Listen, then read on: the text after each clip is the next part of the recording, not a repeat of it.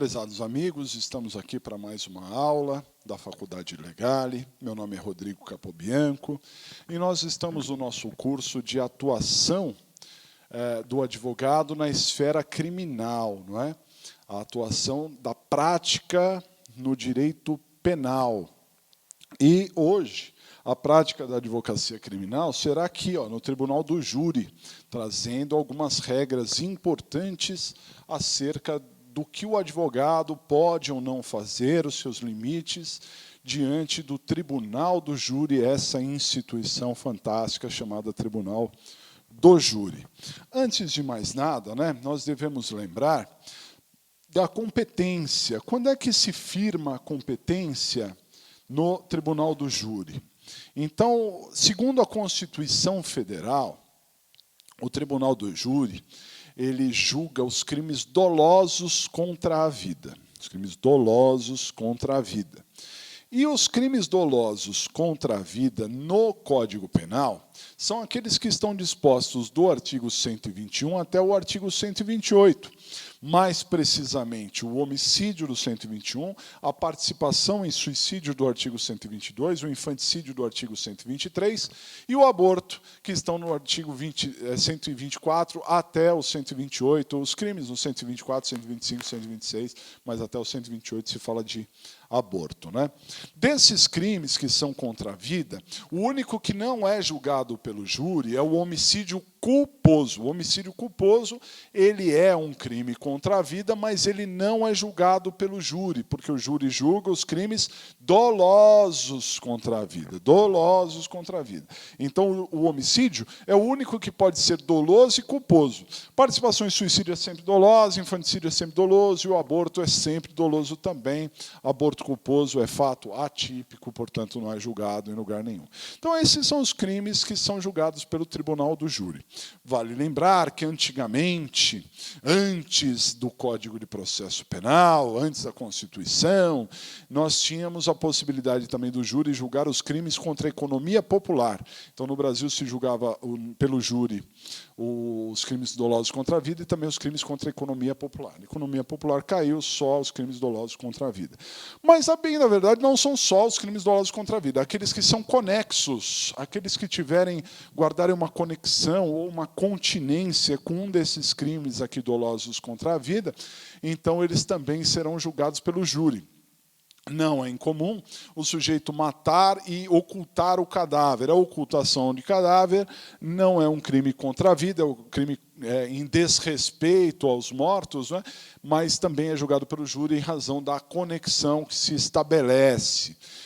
Se uma testemunha mentir num depoimento do Tribunal do Júri, então esse falso testemunho, que não é um crime contra a vida, é um crime contra a justiça, contra a administração pública, mais precisamente contra a justiça, mas será julgado pelo júri em razão da conexão que se guarda também com um crime do júri. Ok?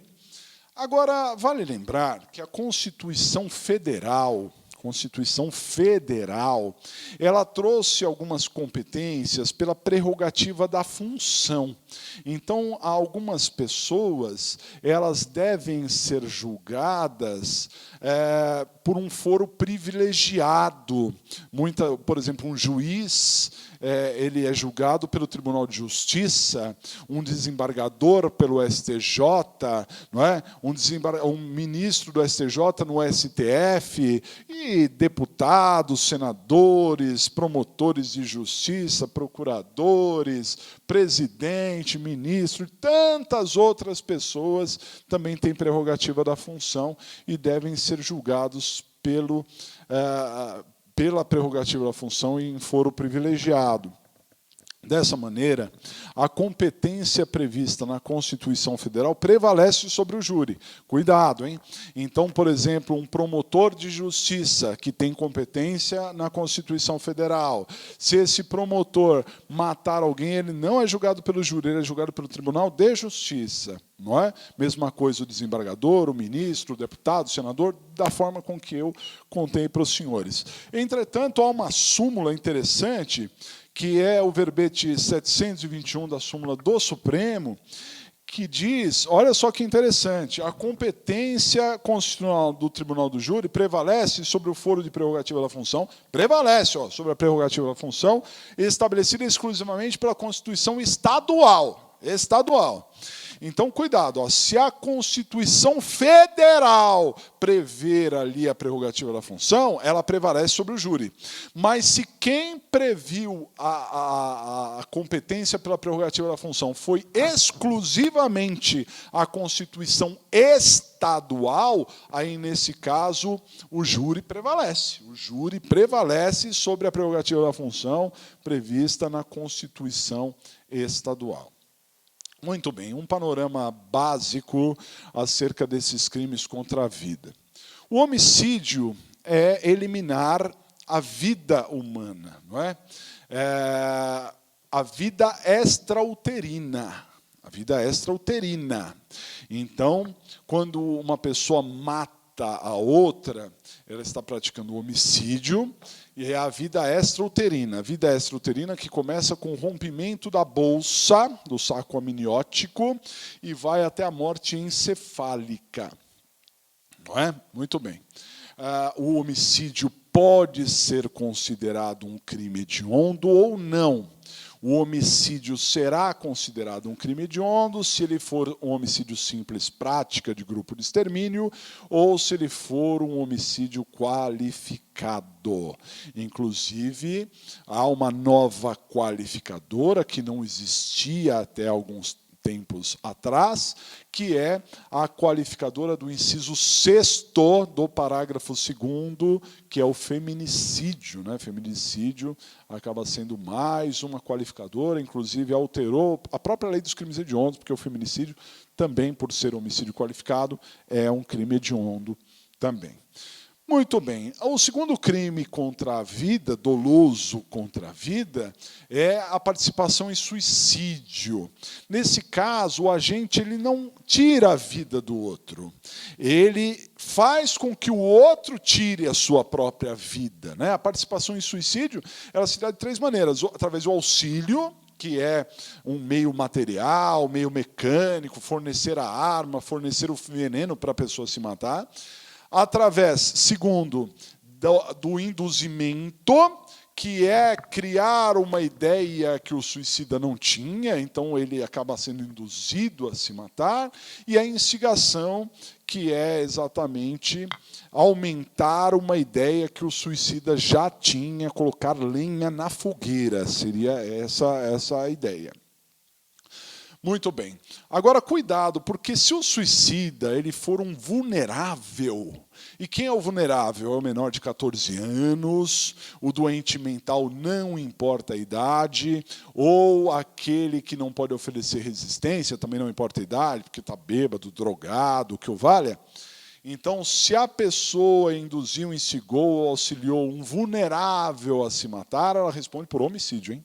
Responde por homicídio, porque há uma presunção de violência. Então, induzir, instigar, auxiliar uma criança a se matar é o mesmo que matar a criança.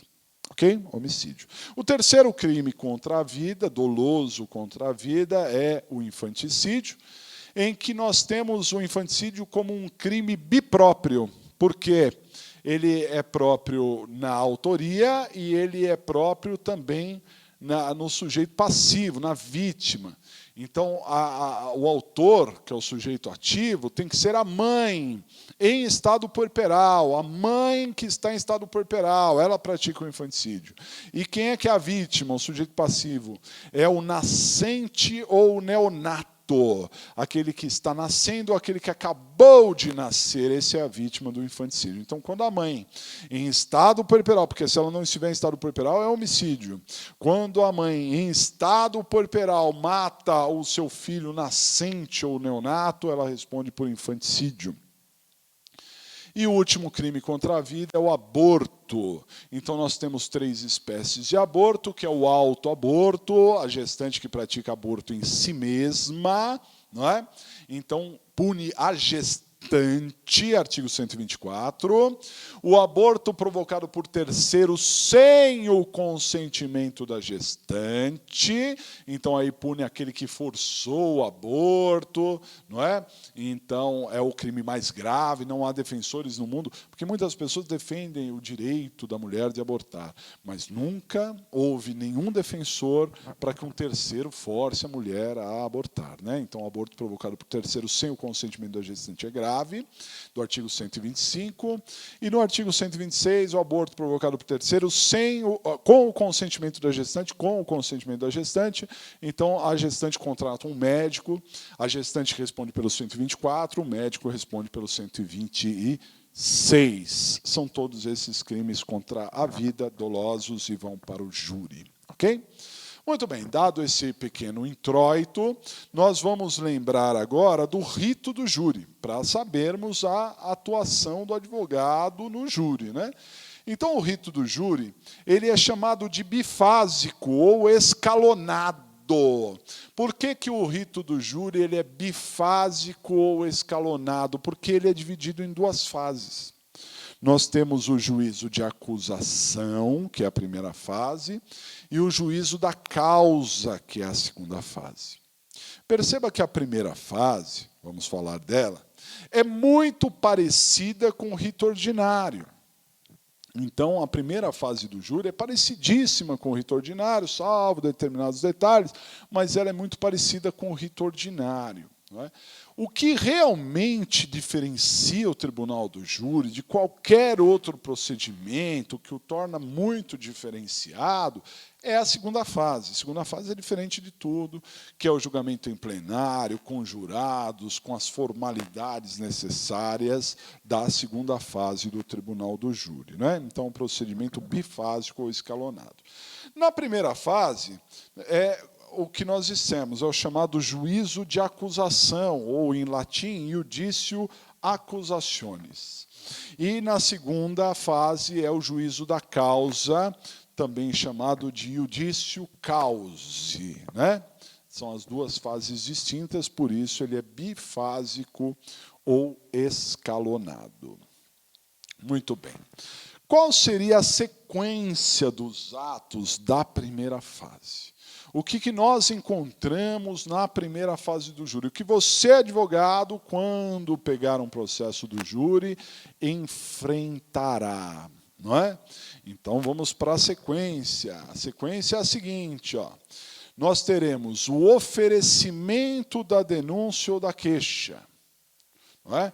Depois o recebimento da denúncia ou da queixa, depois a resposta, vamos falar sobre isso, depois uma manifestação do Ministério Público e depois ainda uma audiência de instrução, debates e julgamento da primeira fase, porque na segunda tem outra.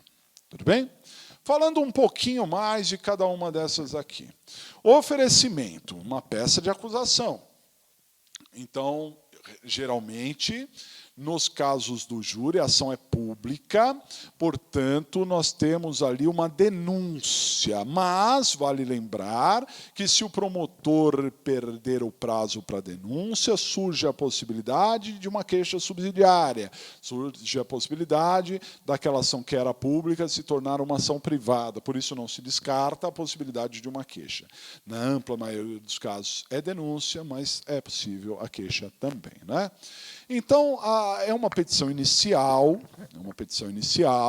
é o momento oportuno para a acusação arrolar as suas testemunhas, e como nós já dissemos em outras oportunidades, e que nós, advogados, temos que ficar muito atentos, é que a denúncia ou a queixa, elas são petições iniciais, e como qualquer petição inicial de qualquer esfera do direito, elas têm as suas formalidades, elas têm as suas características. O próprio artigo 41 do Código de Processo Penal, ele diz o que deve conter numa denúncia ou da queixa, e o ponto principal de uma denúncia ou queixa, sem dúvida nenhuma, é a descrição pormenorizada dos fatos. Senhores, o réu, ele se defende dos fatos fatos descritos na denúncia, dos fatos que constarem na denúncia.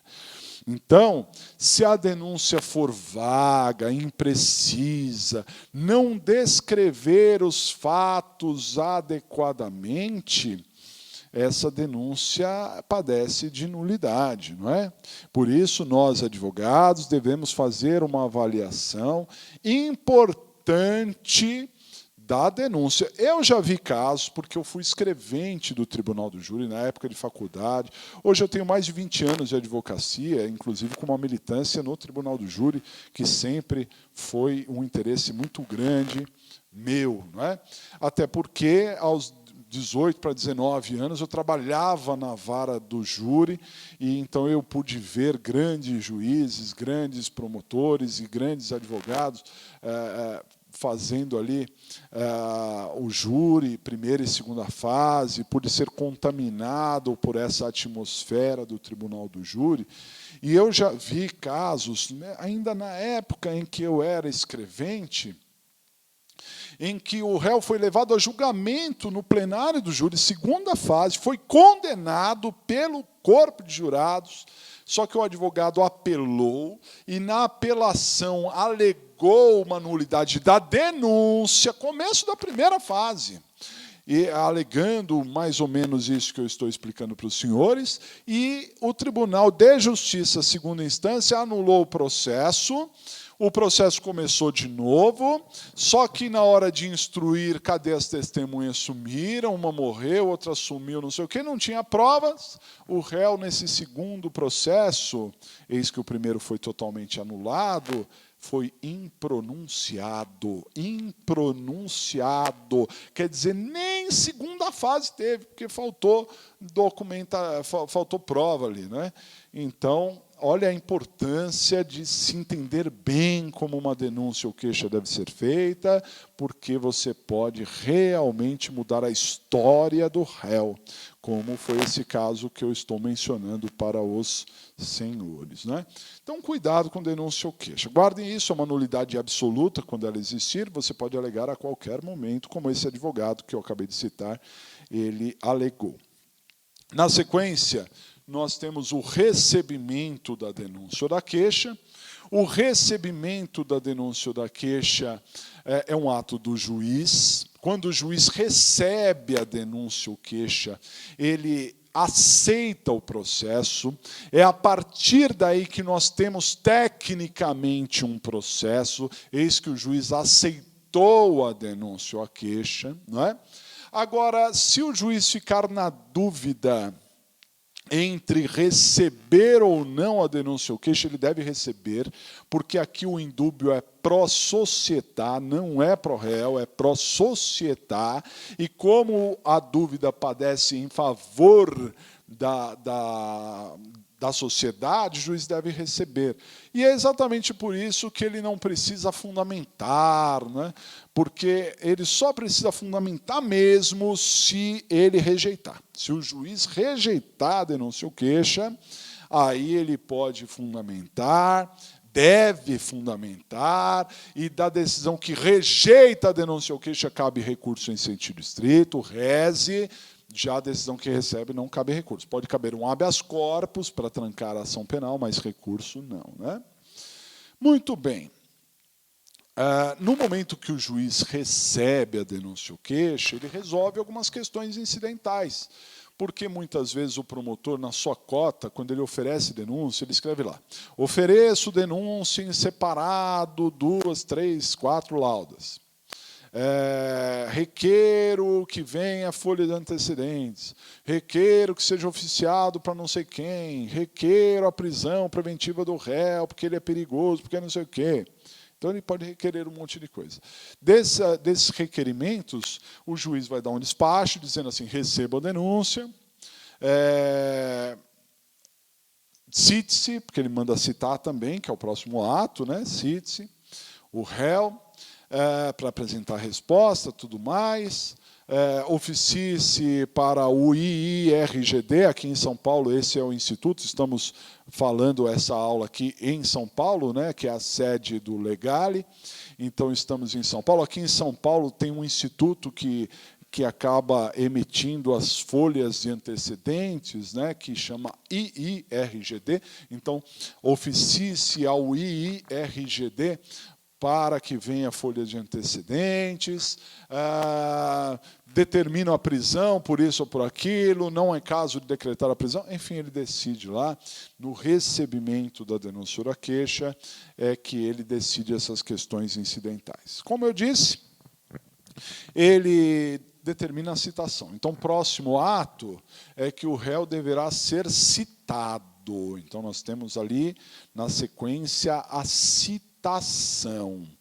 Citação, tal qual no procedimento ordinário, né, senhores? A citação, ou qualquer outro procedimento, eu falo do procedimento ordinário porque nós tivemos uma aula oportuna acerca do procedimento ordinário, né? Mas o procedimento ordinário é base para todos os demais, mas a citação ela é importante em qualquer procedimento. Né? Aqui não é diferente. A citação é um ato formal, muito importante. A citação ela comunica e chama o réu. Ela tem essa dupla finalidade, comunicar e chamar. Comunica. Por que comunica? A citação comunica. Porque ela informa o réu que há um processo, mas não é só um recado, não. Olha, tem o processo número tal, não é isso não.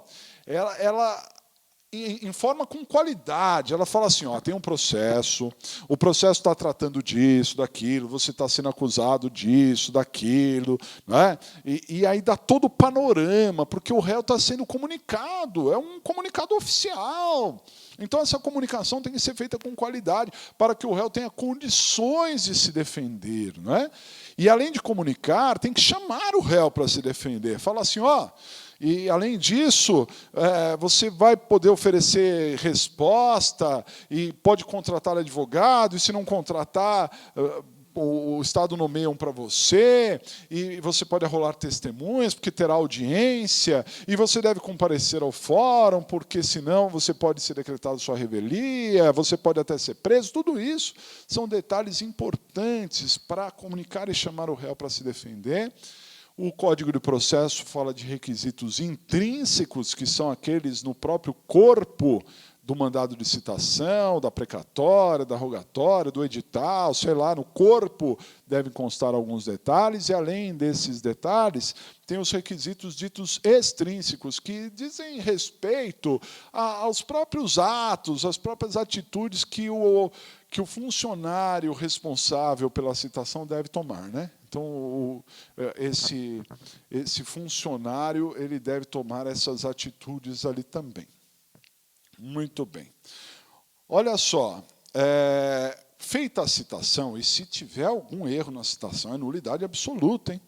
O advogado tem que ficar atento à citação. O réu é citado para apresentar uma resposta. Tal qual no rito ordinário tem a sua resposta, aqui também tem.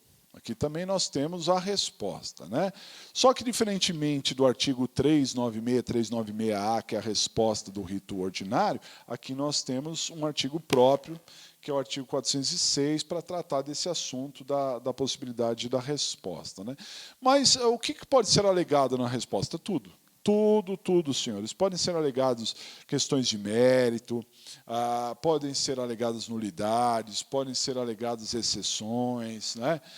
Então, pode ser alegado de tudo mesmo. Na prática, não se alega nada. Na prática, não se alega nada, porque é uma antecipação de teses inoportuna, a bem da verdade. Porque, veja, o juiz, mesmo com a resposta, ele não vai prescindir da instrução, ele vai ouvir testemunhas. E depois das testemunhas, do interrogatório do réu, nós ainda temos a oportunidade de apresentar as alegações finais, que podem ser orais, podem ser por memoriais. Então, nas alegações finais, nas alegações derradeiras, aí sim, aí eu alego tudo, né, faço uma defesa completa, mas na resposta é uma antecipação de teses indevida. E, curiosamente, eu disse aos senhores que essa primeira fase, o juízo de acusação, é muito parecida com o rito ordinário, e é mesmo, mas se vocês lembrarem, depois do rito ordinário, no rito ordinário, depois da resposta, vem a absolvição sumária do artigo 397. E aqui não tem, olha, o próximo ato depois da resposta, o que é? É uma manifestação do Ministério Público no prazo de 5 dias. Esse que é o rito do júri previsto no artigo 406 e seguinte. Então tem a resposta, depois tem a manifestação do MP, e não se fala da absolvição sumária do 397. Por isso, na maioria dos casos, cuidado que tem duas correntes, eu vou explicar, mas na maioria dos casos segue rigorosamente isso aqui que está aqui, né, na tela. Há uma exceção que eu sou voto vencido, diga-se de passagem, porque eu me filio à minoria, mas no meu entendimento, e no entendimento de uma minoria, vamos dizer assim, minoria por enquanto, existe uma disposição prevista no artigo 394, parágrafo 4º, cuidado com essa disposição, que diz que aplicam-se a todos os procedimentos criminais de primeira instância, todos os procedimentos criminais, do artigo 395 até o 398, não é? A todos os procedimentos de primeira instância, do 395 ao 398. Se fala de todos os procedimentos de primeira instância, procedimentos criminais, se fala do júri também, correto? Porque é o que diz lá o artigo 394. E o que é do 395 até o 398? Basicamente, a resposta do 396, 396A e a absolvição sumária do 397. Quer dizer, então a própria lei diz que se aplica a possibilidade de absolvição sumária 397 em todos os procedimentos, inclusive do júri.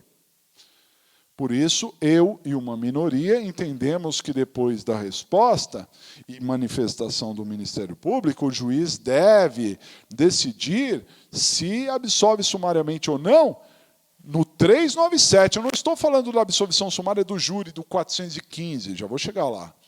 Eu estou falando da absolvição sumária do 397. No meu entendimento, deveria ter essa oportunidade do 397, mas a maioria entende de forma diversa e acaba, na prática, seguindo rigorosamente isso que eu estou falando, né? Dessa forma, a resposta ela não deve antecipar teses.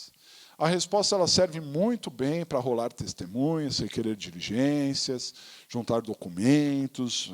Acho que realmente o intuito da lei na resposta é isso. Então, você pode muito bem peticionar, a boa técnica manda isso. Até parece que não, parece que poxa, mas que resposta sem vergonha é essa? Você só alegou isso. Não é sem vergonha, é uma estratégia. Então, você vai dizer assim, requer defesa ampla ao final. Né? Ao final, a gente discute tudo. Agora, não vamos discutir nada. Depois da resposta, vem uma manifestação em 5 dias do Ministério Público, uma espécie de réplica. E nós vamos ali para a audiência, uma audiência de instrução, debates e julgamento. Essa audiência ela é uma audiência completa, né? Quando se fala de instrução, porque ali nós teremos a oitiva de todos. Então, qual é a dinâmica dessa audiência? O primeiro a ser ouvido é o ofendido, no caso de tentativa de homicídio, né? Então, o ofendido é o primeiro a ser ouvido. Depois, nós temos as testemunhas de acusação. Depois, nós temos as testemunhas de defesa. Depois, o juiz questiona as partes se tem algum requerimento, se o requerimento der para ser resolvido na hora, ou se não tiver requerimento, prossegue a audiência. Se tiver algum requerimento que demande adiar a audiência, né, continuar outro dia, o juiz assim dispõe. Se continuar a audiência, o réu é interrogado. O réu é o último a ser ouvido. E depois é que nós vamos para os debates, que em regra são orais, 20 minutos para acusação, que podem ser acrescidos de mais 10 minutos, e 20 minutos para a defesa, que também pode ser acrescido de mais 10 minutos. Né? E depois desses debates orais, nós temos o julgamento, a sentença, e falaremos o que o juiz pode decidir nesse julgamento. A dinâmica da audiência é essa, né? Agora, eu chamo a atenção dos senhores do que pode acontecer na audiência. Porque, veja, na melhor das hipóteses, ocorrerá tudo isso que eu falei. Mas, às vezes, nem todas as testemunhas de acusação compareceram, o promotor insiste em alguma. Então, enquanto não terminarem as testemunhas de acusação, não começam as de defesa. Não é? O próprio pode ter alguma testemunha por precatória, enquanto não for ouvido, não começa a defesa. As testemunhas de defesa podem não ter comparecido todas, então pede para marcar outra data para trazer testemunhas, assim por diante, né? Então pode ser que ocorra muitas outras situações. Sobre o que o advogado pode fazer aqui, na audiência de instrução, debates e julgamento, eu chamo a atenção dos senhores à nossa aula de atuação no rito ordinário, porque a atuação do advogado é a mesma, basicamente a mesma. Algumas coisas podem acontecer nessa audiência aqui. Por exemplo, o réu pode não ser apresentado se ele estiver preso. Poxa, se o réu não foi apresentado, você, advogado, deve insistir para adiar a audiência, porque às vezes o juiz, ele até por uma urbanidade ou até por um certo comodismo, ele acaba convencendo o advogado a fazer audiência sem o réu mesmo. Olha, doutor, vamos fazer audiência, não há prejuízo. E às vezes o advogado concorda, né? E isso é errado, porque isso prejudica o réu. Então, por mais respeito que você tenha ao magistrado, a todos ali, você deve, com todo o respeito, recusar. Não é recusar e dizer, não, olha, tem que ter a presença do réu, me desculpem, mas eu, advogado, posso ser punido lá na frente por não ter me atentado ao direito de defesa do réu. Então, insista. Outra questão importante, muito, aliás, das mais relevantes, é que o advogado tem que se preparar. Então, para toda audiência, o advogado tem que se preparar e se preparar muito bem. Não é? Não pode simplesmente ir à audiência. Tem que se preparar. As testemunhas de acusação, geralmente, elas já foram ouvidas na fase de inquérito. Então, elas têm lá o seu depoimento. O advogado tem que ler, tem que entender, fazer anotações sobre os detalhes em que a testemunha disse, o que ela foi convincente, o que ela falhou. Além disso, o advogado deve, diante do seu entendimento, diante daquilo que ele acha importante para a defesa, dentro da sua tese de defesa, ele já previamente deve fazer perguntas. Faz um monte de perguntas em cima do depoimento, mas e isso, e aquilo, isso é detalhes importantes, porque no dia da audiência o juiz vai ouvir, vai fazer perguntas para a testemunha, vai fazer pergunta para a vítima, e vai fazer pergunta para o réu, só que não vai fazer todas aquelas que você previamente previu. Então, quando foi a sua previamente previu, foi extremamente redundante, né? Previamente anotou, vamos dizer.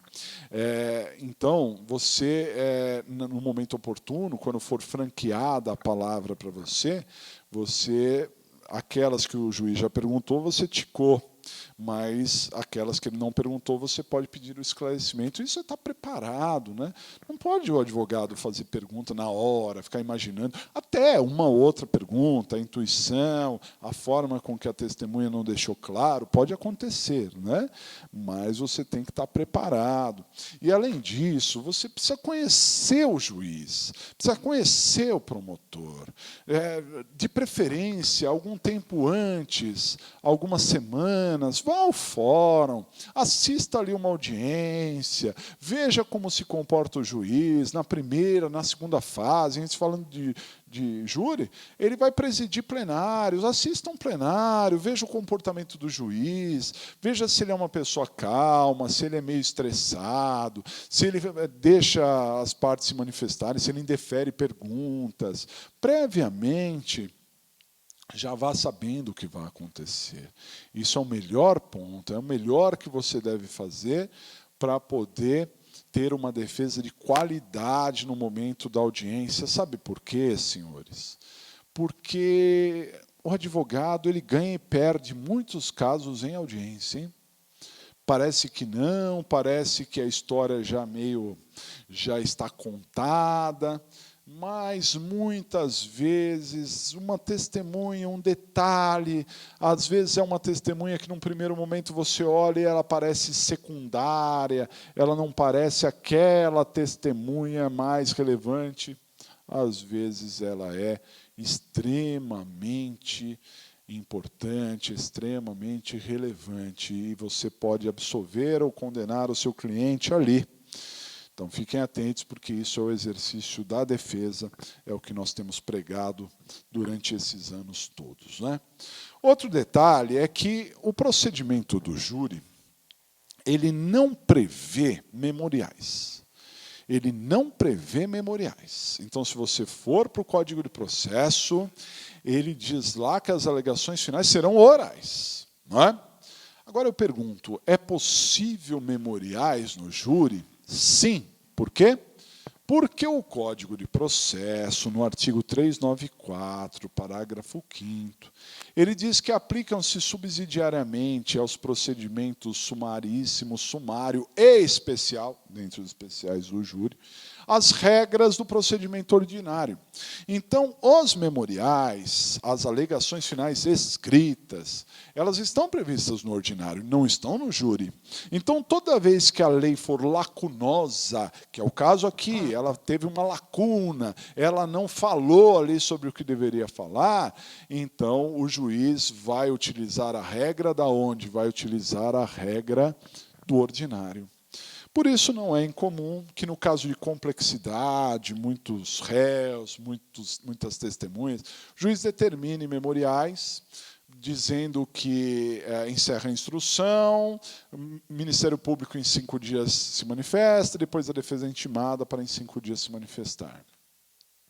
Ou no caso de diligência faltante, né? Então, tem alguma diligência pendente, uma precatória para juntar, um laudo para ser feito, e diante dessa diligência faltante, aguarda-se que a diligência faltante seja cumprida, e depois é que se apresentam memoriais, 5 dias para a acusação e 5 dias para a defesa, depois será intimada, não é sequencial, será intimada oportunamente para se manifestarem alegações finais por escrito, memoriais.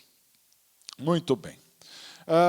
Aqui, na verdade, nós já falamos, né, das principais características da denúncia ou da queixa, do recebimento da denúncia ou da queixa, da citação também, não é? Falamos da resposta, falamos da manifestação do Ministério Público e terminamos com as principais características da audiência de instrução, debates e julgamento. Agora, vejam só, que julgamento? O que o juiz, no tribunal do júri, pode decidir? O que ele pode decidir encerrando a primeira fase do júri? O que ele pode decidir? Então, o juiz pode condenar? Já digo que não, porque quem condena, quem absolve no tribunal do júri são jurados, no final da segunda fase, não da primeira, não é? Então, o que o juiz pode decidir? Observe. Eu ainda coloquei aqui a sequência, né, dos debates. Então, oitiva do ofendido, testemunho de acusação, testemunho de defesa, requerimentos, interrogatório, debates orais e decisão. Isso nós falamos previamente, né? Agora sim, quais são as decisões que encerram a primeira fase do júri? Então, são 4 possibilidades, hein? 4 possibilidades. Atenção. Primeira decisão possível, o juiz pode pronunciar o réu. É a decisão de pronúncia. Pronúncia. Artigo 413 do Código de Processo Penal. Pronúncia. O que significa a pronúncia? A pronúncia é uma decisão que leva o réu a julgamento em plenário. É uma decisão que faz ter segunda fase. Então, essa é a decisão de pronúncia, não é? Então, senhores, a única das decisões possíveis que faz ter segunda fase é a decisão de pronúncia. leva o réu a julgamento pelo plenário do júri. E quando que o juiz pronuncia, né? Então o juiz pronunciará quando houver materialidade ou indícios de autoria. Então tem que ter materialidade, que é a certeza de que ocorreu uma infração penal, e além dessa certeza da ocorrência de uma infração penal, nós temos que ter também indícios de autoria. Não precisa prova concreta de autoria, mas tem que ter indícios suficientes. Então, o que é suficiente? Depende do caso a caso, né? Ouvir dizer pode ser um indício, se ele é suficiente ou não, nós temos que analisar caso a caso. O importante é constatar que se o juiz ficar na dúvida entre entre pronunciar ou não o réu, ele deve pronunciar, porque aqui o indúbio também é em favor da sociedade, viu, senhores? Então, se o juiz fala assim, não sei se esses indícios são suficientes, se não são, pronuncia. Lava as mãos, entrega para o plenário do júri, entrega para os jurados decidirem o que eles acharem correto. Ok? Bom, a segunda decisão possível, além da decisão de pronúncia, é a decisão de impronúncia, que está no artigo seguinte, que é o artigo 414. A impronúncia é o contrário da pronúncia. Impronúncia é o contrário da pronúncia. Então, na pronúncia, nós não temos que ter dois requisitos, materialidade e indício suficiente de autoria? Pois bem, se faltar a materialidade ou se não tiver sequer indícios de autoria, impronúncia. Faltou um dos dois ou faltou os dois, impronúncia. Não é? A impronúncia é uma decisão que arquiva o processo. O processo vai para o arquivo, mas tal qual o inquérito que uma vez arquivado pode ser desarquivado com novas provas, desde que não tenha prescrição, aqui também a decisão de impronúncia arquiva o processo, mas, atenção, se surgirem novas provas, o processo pode ser sim reaberto. Tá? Porque a impronúncia é total falta de provas, de materialidade e de autoria. Então, se surgirem provas, ele pode ser reaberto sim. Professor, mas e o termo despronúncia? Senhores, isso é uma questão técnica, né? Mas é assim, quando o réu é pronunciado, que é a decisão anterior, quando o réu é pronunciado, cabe rese, recurso em sentido estrito. Então, imagine que você não gostou da pronúncia e você queria a impronúncia, né? Então, você entra com recurso em sentido estrito. Só que o réu já foi pronunciado.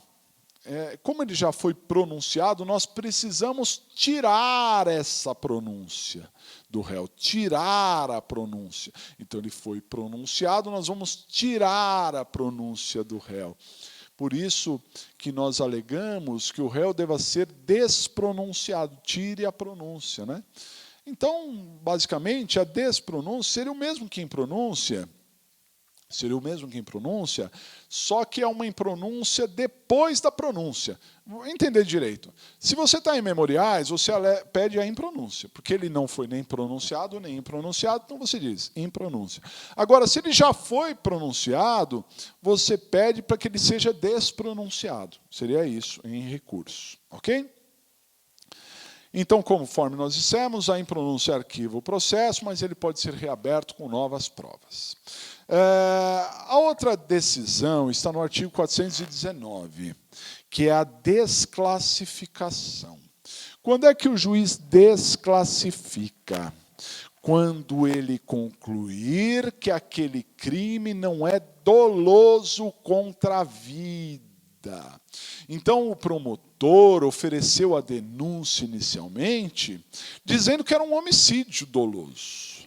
Mas a primeira fase passou, as testemunhas foram ouvidas, e aí se concluiu que aquele homicídio não era doloso e sim culposo. O júri não julga crimes culposos.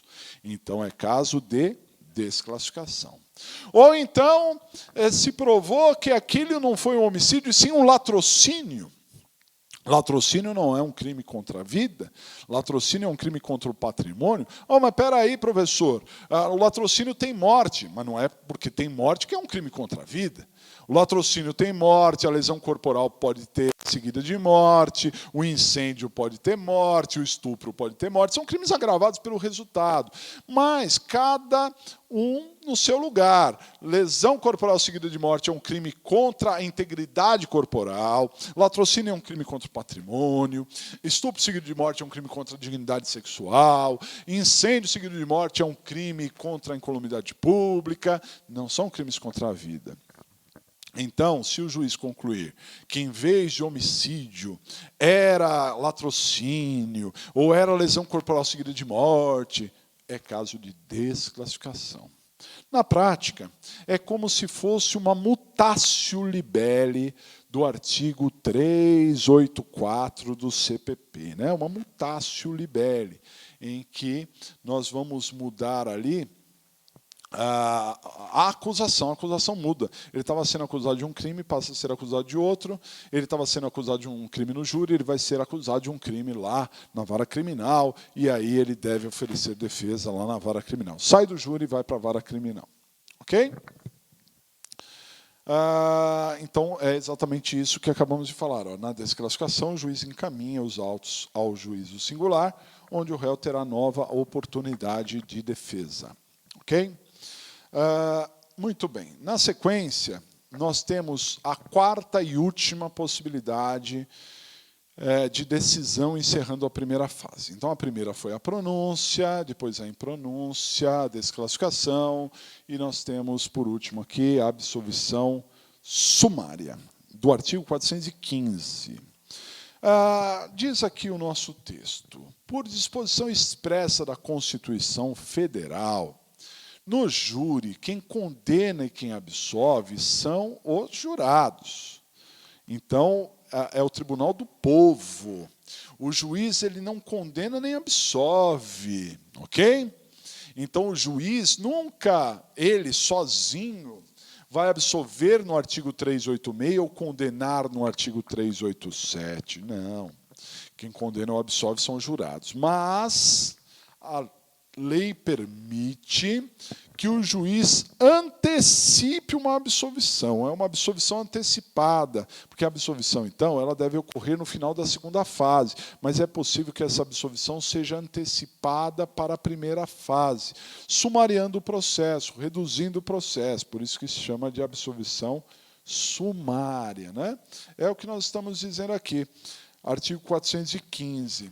Agora, para a absolvição sumária acontecer, não é fácil. Porque, pense, o juiz está avocando para si uma decisão que quem deveria dar eram os jurados. Então, ele está tirando do juiz natural, que é o jurado, para avocar para si e absolver sumariamente. Portanto, para a absolvição sumária, nós temos que ter uma prova veemente, uma prova realmente forte, né? De que é caso de absolvição sumária, porque senão o juiz não absolve sumariamente. Motivos da absolvição sumária. Primeiro, esteja provada a inexistência do fato.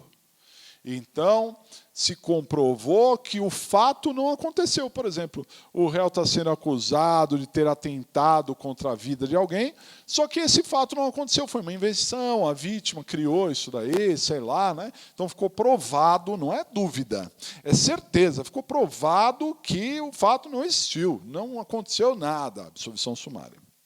Provado não ser o réu, o autor ou partícipe do fato, ou seja, aí, nessa segunda hipótese, teve o fato, né? Realmente atentaram contra a vida da vítima, mas o réu não teve nada a ver com isso, não é? Está comprovado, ele tem um álibi, vamos dizer, que não foi ele, não participou, não influenciou, outro praticou, não ele, então é caso de absolvição sumária também.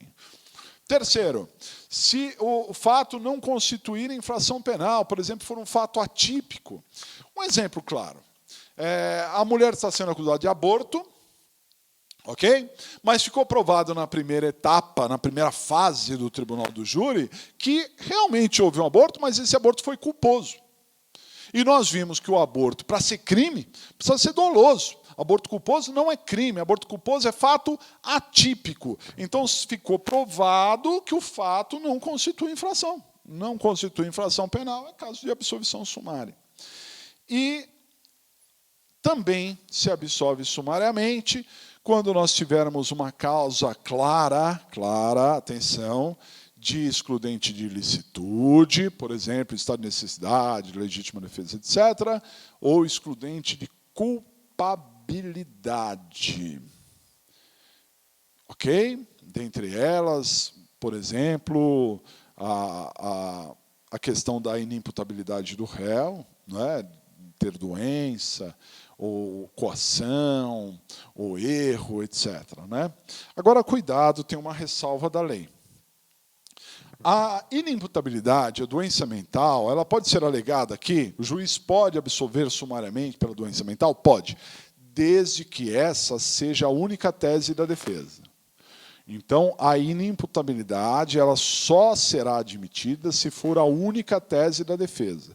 Se a defesa tiver outra tese, o juiz não pode absolver pela inimputabilidade. Correto? Por disposição expressa do artigo 415, a inimputabilidade é só se for tese única. Só se for tese única. Ok? Muito bem. Então, o juiz tem essas 4 possibilidades: pronúncia, impronúncia, desclassificação e absolvição sumária. E os recursos, né?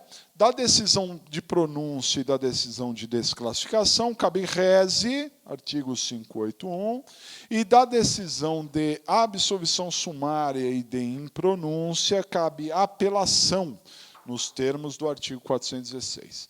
Então, pronúncia e desclassificação cabe rese, e absolvição sumária e impronúncia e absolvição sumária cabe apelação, nos termos do artigo 416 do CPP.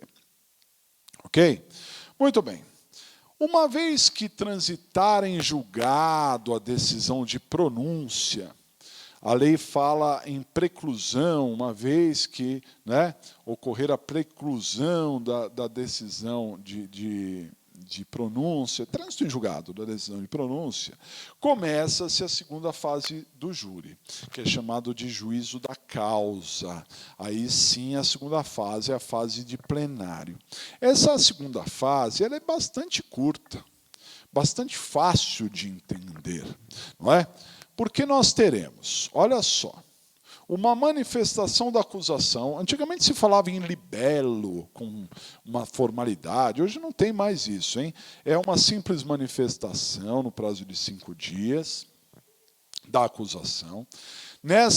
Sem entrar no mérito, a acusação não entra no mérito, não fala assim, tem que ser condenado por isso, por aquilo. Não, sem entrar no mérito. Nessa manifestação, basicamente, a acusação pode arrolar testemunhas, até 5, para serem ouvidas em plenário, e também requerer diligências, um laudo faltante, documentos, juntar documentos e outras coisas mais, né? Mas não se entra no mérito. Depois a defesa terá também 5 dias, podendo arrolar 5 testemunhas e requerer diligências também, que seja. Aqui uma observação importante. Imagine que você arrolou uma testemunha, mas por algum motivo ela não foi ao julgamento em plenário, não apareceu. Você consegue adiar o julgamento pedindo, porque a testemunha não compareceu, vamos adiar o julgamento? Às vezes não, hein? Cuidado. Então, quando você arrolar a testemunha aqui, nessa manifestação, se você quer que a testemunha vá mesmo, e se ela faltar, seja adiado o julgamento, você deve arrolar a testemunha em caráter de imprescindibilidade. Você deve arrolar e falar, olha, eu estou arrolando essa testemunha e essa testemunha é imprescindível. Tem que dizer isso explicitamente.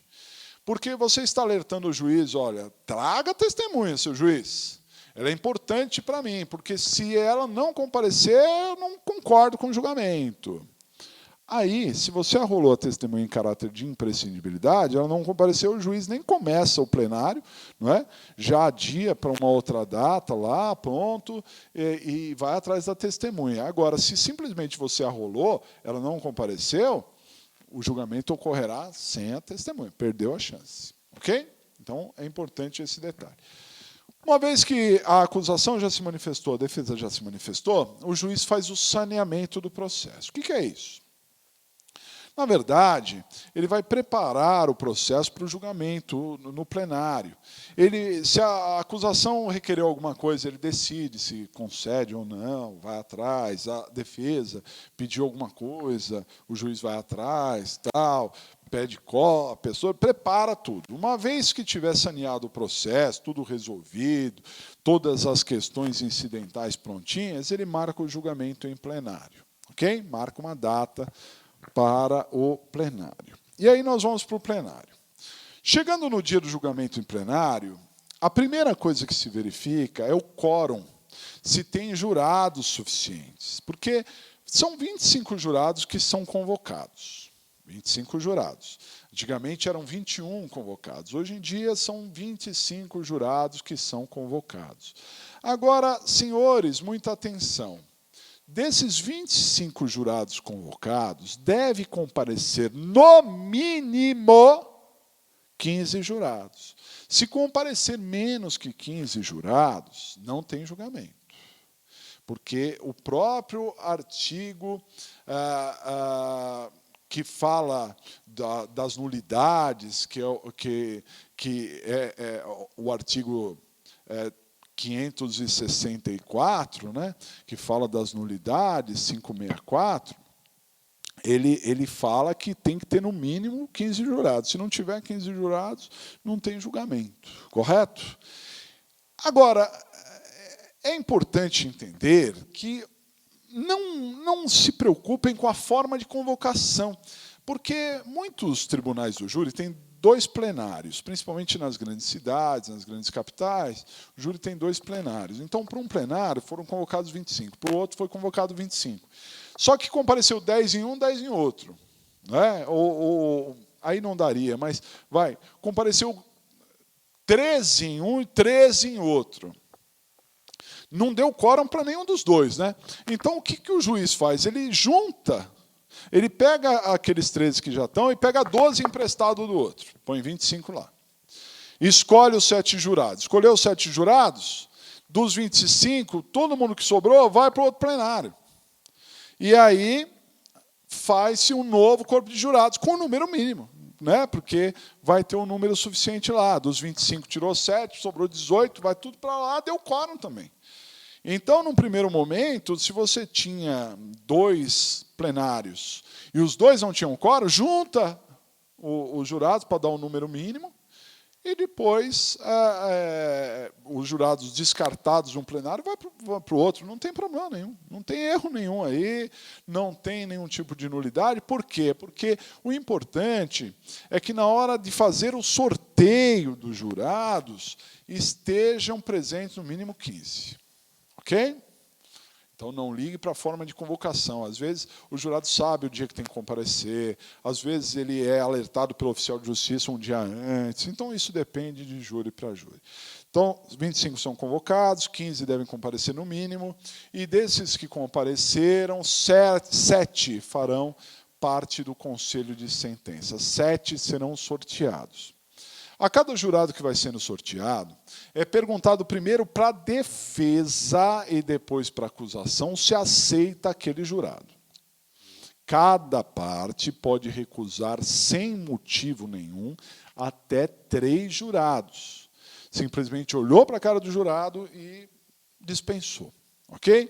Com motivo, poderia recusar quantos forem suficientes, mas é difícil você ter motivos de suspeição e impedimento e comprovar essa suspeição e impedimento ali na hora. Né? Agora, sem motivos, até 3 podem ser recusados.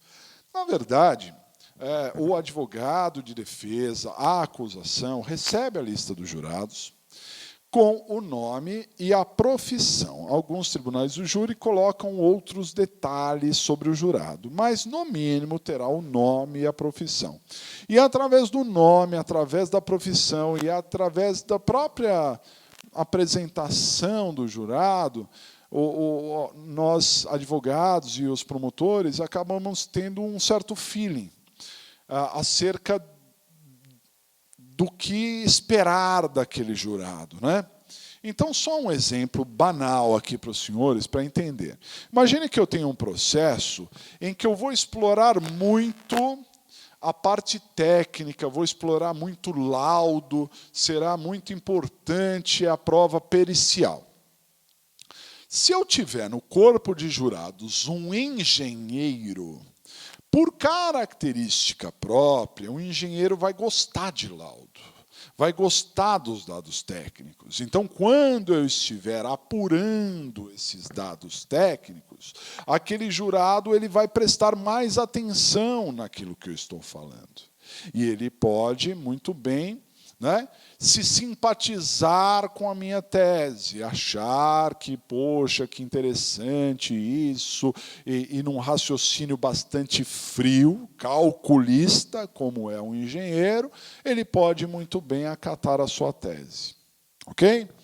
Se eu tenho ali algum vigilante, algum policial, não é? Então, aí a minha tese, eu tenho que verificar do direito de defesa, que o réu ele tem o direito de se defender, de repente eu estou falando de uma legítima defesa, né, de uma pessoa que nunca utilizou arma, mas estava utilizando. Então, o vigilante pode ser importante para a nossa tese, não é?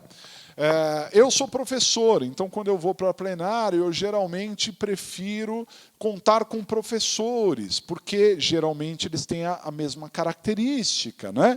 Eu acabo explicando as provas de uma maneira, sempre que possível, didática, e o professor tem essa paciência de ouvir essa parte didática. Então, na verdade, é mais ou menos essa avaliação que se faz, mas nunca é uma certeza, né, senhores? Porque mesmo tá lá, profissão, professor, mas às vezes a pessoa é professora, mas não tem nada a ver comigo, não é? Não tem nada a ver com a minha característica e pode não, né, realmente não se simpatizar também.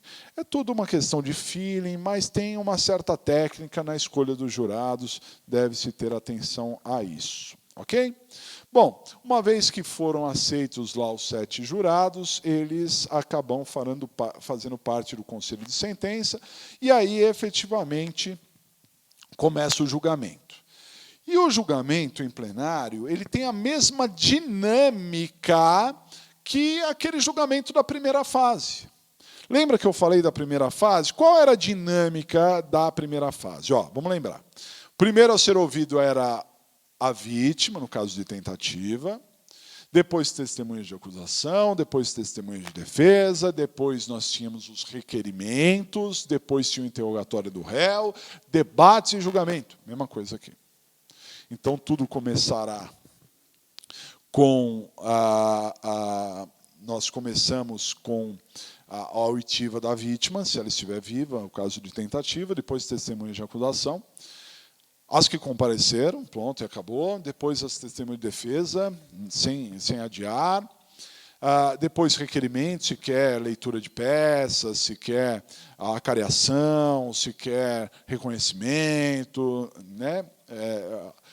Os requerimentos. Depois o interrogatório do réu. E depois do interrogatório do réu começam os debates, né?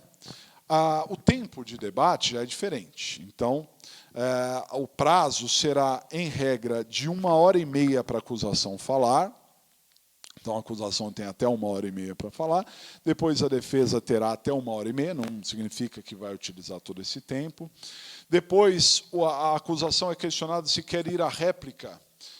Se ela não quiser ir à réplica e os jurados já estiverem em condição de julgar, vai a julgamento, mas a acusação pode ir à réplica, se for, terá mais 1 hora, até 1 hora, e se a acusação foi à réplica, a defesa terá direito à tréplica, mais 1 hora.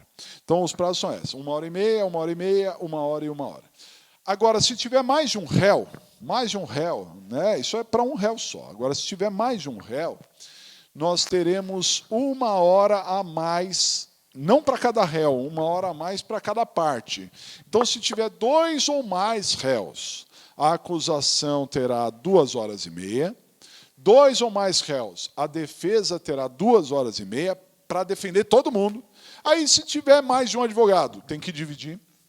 Então, naquelas 2 horas e meia, eu falo meia hora, o outro fala meia hora, o outro fala 1 hora. Tem que dividir, porque a acusação tem 2 horas e meia para acusar todo mundo, a defesa tem que ter 2 horas e meia para defender todo mundo. Depois nós teremos 2 horas de réplica, até 2 horas de réplica, para replicar todo mundo, e 2 horas de tréplica para replicar todo mundo, triplicar todo mundo. Então, a verdade é que é simples, não é? O entendimento é simples. Não é 1 hora para cada um, hein? É 1 hora e meia, 1 hora e meia, 1 e 1, no caso de um réu. 2 horas e meia, 2 horas e meia, 2, no caso de 2 ou mais. 2 ou 1000 réus daria na mesma coisa. Ok? Encerrados os debates orais, e aí, senhores, o debate precisa de um treinamento, né? Precisa de convencimento, persuasão, precisa ter uma dialética adequada, né? Precisa ser claro para os jurados, expor as ideias de forma clara. Tudo isso é um treino, precisa assistir muito o júri, entender como se manifesta, não é? E fazer, porque é uma coisa muito importante na advocacia criminal. Encerrados os debates, o juiz consulta as partes se tem condição de julgar, consulta os jurados, né? Os jurados, eles podem se manifestar, sim, mas não há ali o sigilo das votações, a incomunicabilidade? Sim, há o princípio da incomunicabilidade, há o princípio do sigilo das votações. Só que a incomunicabilidade não significa que o jurado é mudo. Incomunicabilidade é que nos vários intervalos, ou mesmo durante o processo, durante as oitivas e os debates, o jurado não pode conversar com o outro sobre o caso. E nem sequer sobre criminalidade em geral, não pode conversar. Porque isso ele pode expor o seu entendimento. Agora, o jurado pode, no intervalo do café, do almoço lá, falar, que dia quente, que dia frio, não é? Você viu não sei o quê. Tudo bem, desde que não fale. É melhor ficar quieto, mas pode falar, não está mudo. Não é? Então, quando o juiz questiona o jurado se tem alguma dúvida, o jurado pode ter dúvida. O jurado pode questionar a testemunha, só que o juiz, como presidente ali do julgamento, ele tem que zelar pela incomunicabilidade, por isso reza o bom procedimento, que se o jurado tiver dúvida, o juiz pega a dúvida por escrito. Porque, às vezes, na pergunta, o jurado põe um pouco do seu entendimento. Então, pega por escrito, se o juiz vê que não vai ferir a incomunicabilidade e o sigilo das votações, ele juiza a pergunta oral. Fala, o jurado está perguntando sobre isso, esclarecimento sobre aquilo, e aí qualquer pessoa, acusação ou defesa, pode esclarecer sem problema nenhum o jurado, né? O importante é que ele não vá com dúvida para o julgamento em plenário. Dessa maneira, encerrados os debates, vamos para o julgamento e todos se dirigem à sala secreta. Por que é chamado de sala secreta? Porque aí não tem a publicidade dos atos, né? Então a plateia não terá acesso, o réu também não estará lá. Quem estará lá são o juiz, os jurados, os funcionários da justiça, a acusação e a defesa, sem o réu. Não é sem o réu. Estarão lá nessa sala secreta. E aí o julgamento se dará por votação de quesitos. Cada jurado recebe uma cédula sim e uma cédula não. E o juiz formula perguntas objetivas para que o jurado responda sim ou não. E dependendo do sim, dependendo do não, os jurados podem condenar ou podem absolver o réu.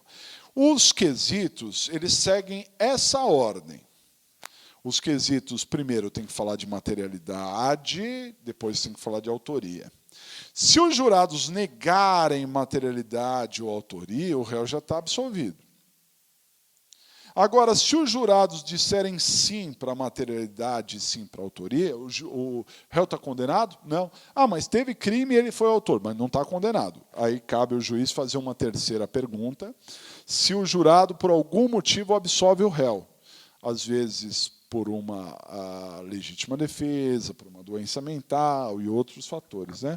Se o jurado absolver o réu, para por aí, está absolvido. Se o jurado disser não absolve, ele está condenado, e aí nós vamos apreciar as teses da defesa, teses que possam diminuir a pena, né?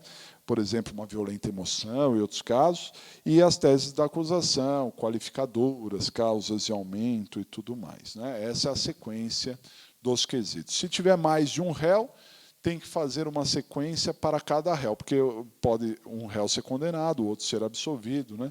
Então tem que julgar um a um. Por isso, esses processos que têm muitos réus demora bastante tempo para julgar. Aliás, o júri pode demorar dias, mas aí os jurados têm que ficar vinculados ali, não pode ir para casa não, eles ficam em concentração o tempo todo, não é? Para finalizar, vale lembrar que nós temos a possibilidade de desaforamento. O que é o desaforamento? Tirar o julgamento daquele plenário e mandar para outra comarca. Ou seja, mudar a competência. Isso seria o desaforamento. Tira dali e manda para outro lugar. O desaforamento, a princípio, ele se dá por 3 motivos. Dúvidas sobre a imparcialidade dos jurados, às vezes em comarcas muito pequenas, há um entendimento da própria sociedade, né? Todo mundo é a favor do réu, é a favor da vítima, ou contra o réu, ou contra a vítima, a sociedade em geral. Os jurados vão sair da sociedade e o julgamento será tendencioso. Nessa situação, tira dali e manda para as grandes capitais, geralmente é assim.